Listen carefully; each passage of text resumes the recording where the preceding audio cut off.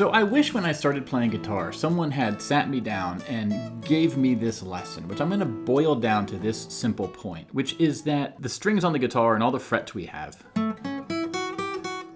they give us these 12 notes in Western music, but those are not all the notes there are, right? There are notes between the notes, and the expression that you can mine and you can extract and you can tap into in between the frets is incredible. And until this past week, I had never really realized it. But when I was practicing the other night,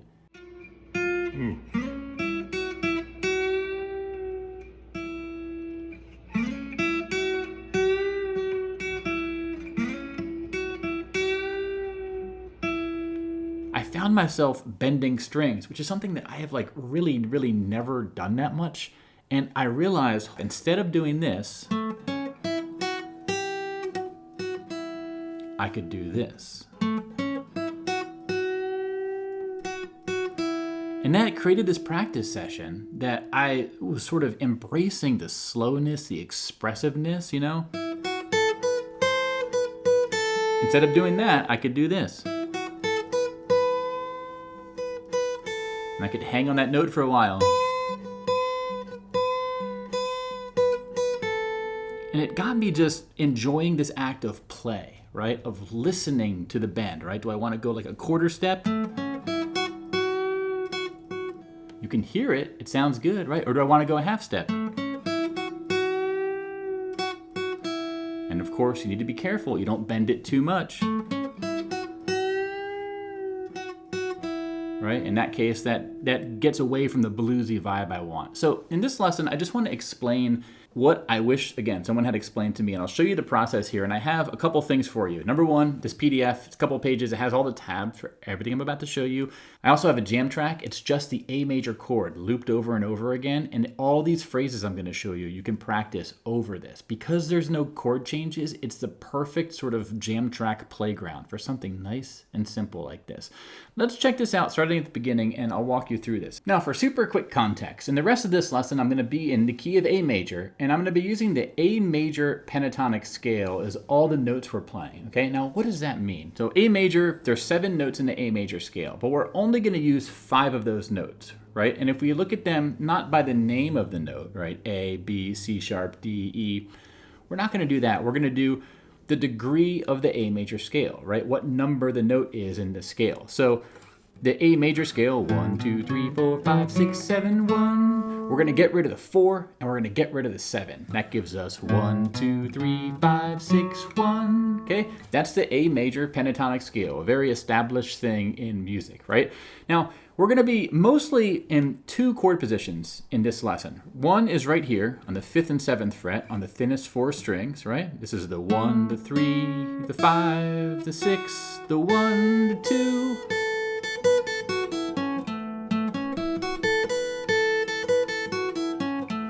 Right? And then we're also going to be up here on the 9th, 10th, 11th frets. Now, I want to explain something. When you see the 1s and 3s and 5s, those are the notes that make up the A major chord. So if I only played 1, 3s, and 5s,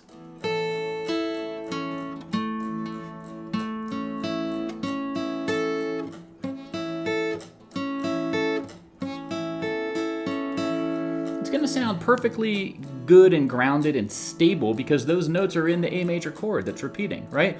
But the thing is, it's not really musically interesting. That's why we're going to use the 2 and the 6 to, you know, kind of add some interest, right? So this is the 1, 3, 5, 6, 5, 6, 6, 5, 5, 6, 1, 2, 2, 2, 1.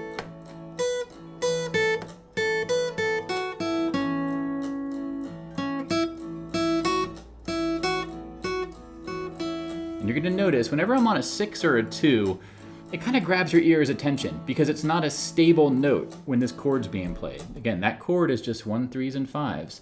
So a 2 or a 6, our ear is like, ooh, what's happening? You're kind of leaving home base. You're like a base runner in baseball. You're between first and second base. Are you going to run to second and go for the double, or are you going to come back to first, right? That's kind of what it's like when you're on a note. This note's the 1. If I put the backing track on and I go from the 1 to 2 Am I going to go back to the 1? Or up to the 3?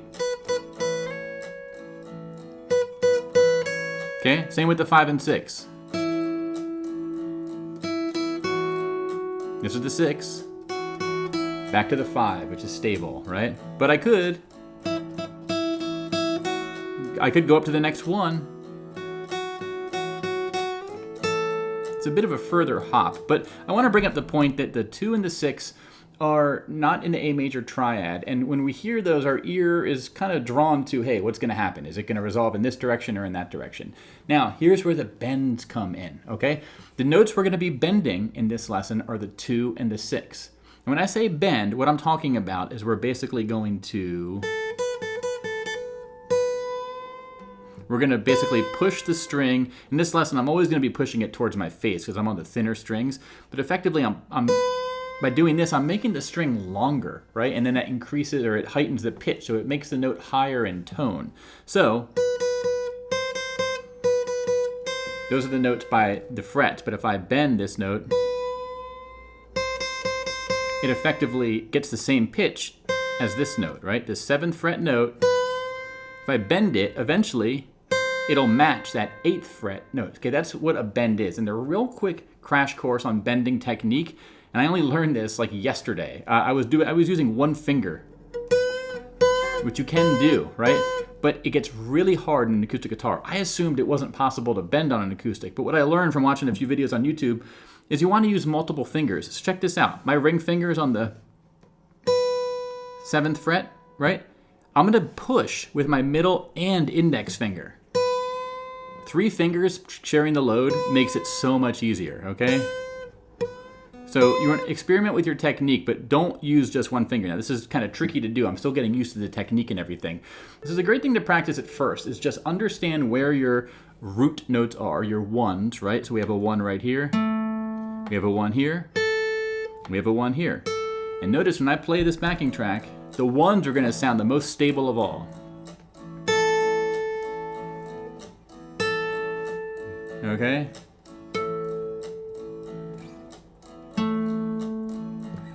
And a whole step up in pitch from any 1 is the 2nd degree of the scale. And you can bend it, right? And go back to that 1, resolve it. Let's do this first string 1. So that is a very nice thing to practice first, right? And you can do the same thing bending a 6. This is a 5. This is a 6. Where's another one? Well, right here. And I know that this is 1.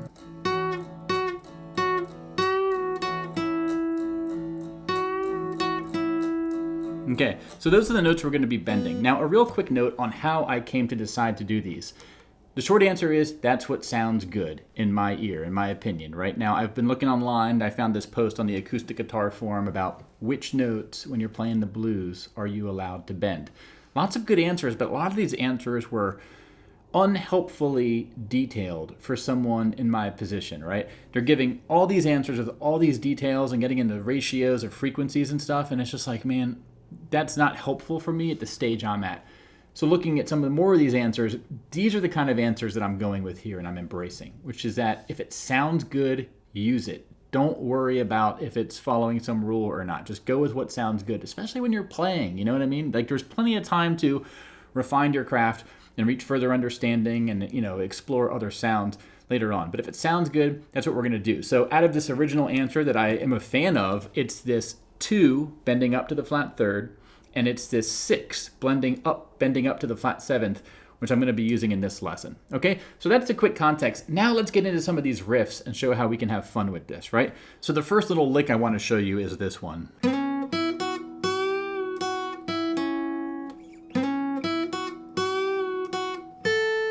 Okay, it's kind of like a 2-part riff. They're mostly the same. It's just the ending note that's different. So the way to think about this, I'm going to slide my middle finger from, say, 4th fret up to 6. Okay, then put my left index down.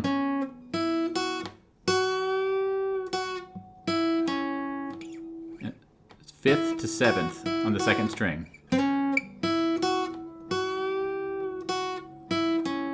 When I get to 7th, I'm going to stay there, then I'm going to bend it too high, come back to 7th, back to 5th, and then back to this middle finger note on the 6th fret. Okay, so we do that again.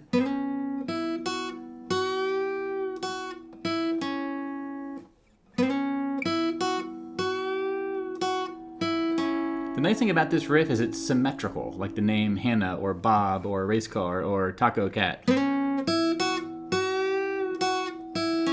Okay, a nice little riff you can do there. It starts and stops on the same note. And once you get comfortable with that, you can do it again, but replace the last note with this one right here.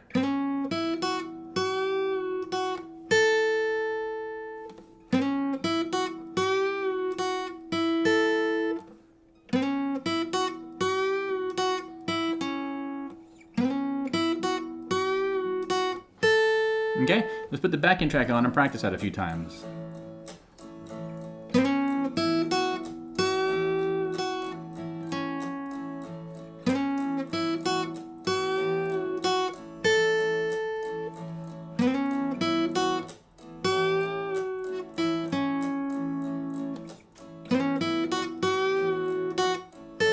You can play with the timing, right? Stay on the notes longer, shorter.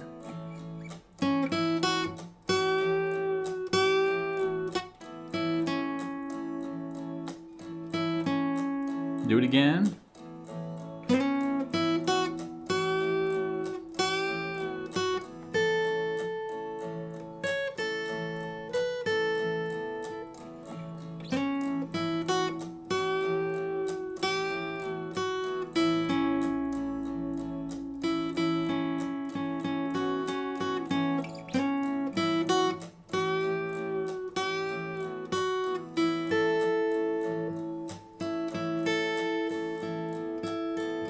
Okay, so that's the first little figure you can try.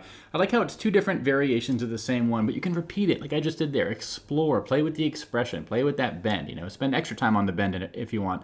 So that's a good one to get started with. Another one when we're in this neighborhood is going like this, right? We're gonna be on the 7th fret.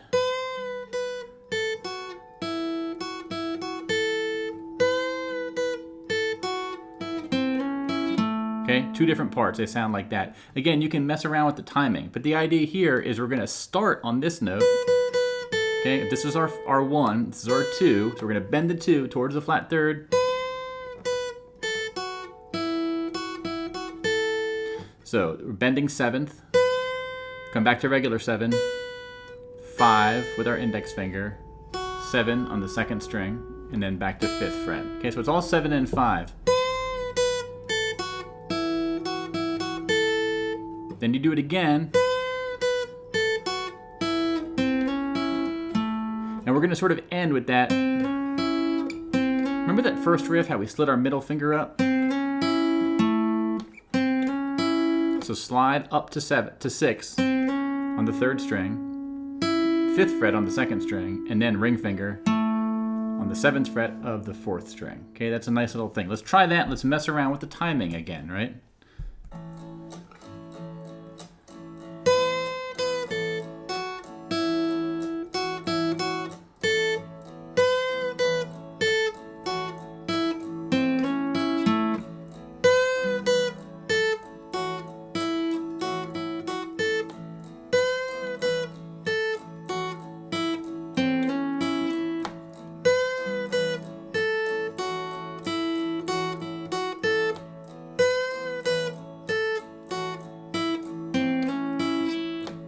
Okay, you get the idea there. That's a nice little fun one. So let's look at some that are up here in this little voicing now. So up here is this sort of triangle voicing of A major, right? This is our 5, our 1, our 3.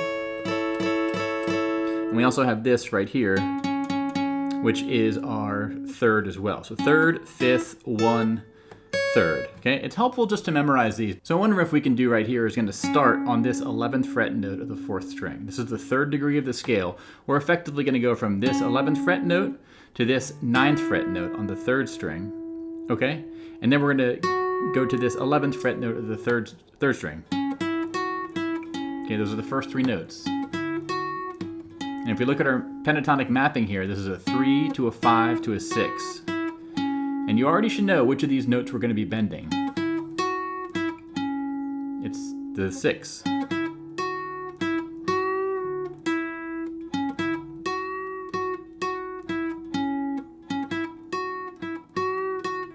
Now here's the tab I have, right? We're going to go from 11th, 4th string, 9th to 11th on 3rd string, bend 11 up, go back down to 11, and then 9, and then this 11, okay? It's symmetrical, just like the other one we did. You do a nice slide up to this starting note. And the next time you do it, try ending with this 10th fret note instead, right?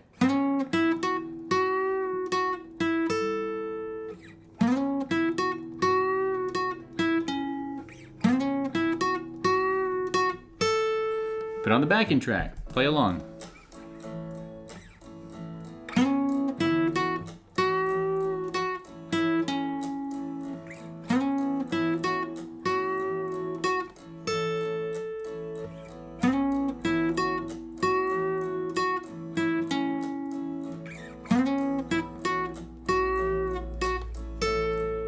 Okay, so here's an example of a 4-measure sequence you can do in this overall position. Okay, this one's going to start like this.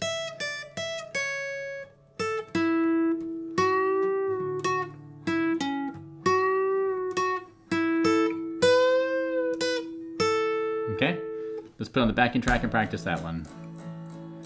1, 2, 3.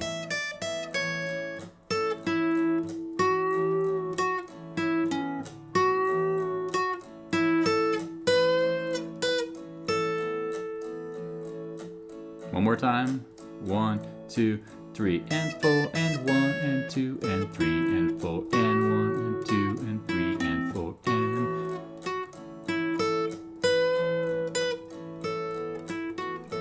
and... Messed up, but I'm gonna keep going.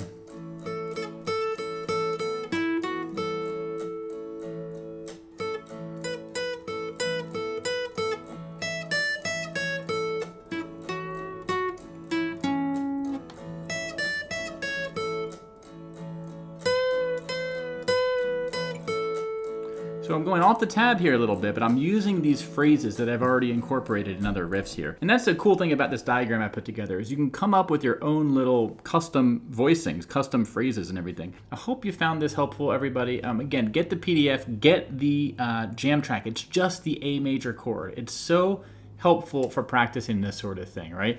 Just learn these 2 positions. Anytime you hear a 2 or a 6, practice those bends. Even if you just bite off 1 or 2 of these riffs, it's so fun to play, and you don't even need the backing track, to be honest. You can play this by yourself. So hope this is helpful for you. Check it out on my website, songnotes.net, to get all the goods, the PDF printout with the tabs and the backing track, and I'll see you in the next one. All right, take care, my friends. Bye-bye.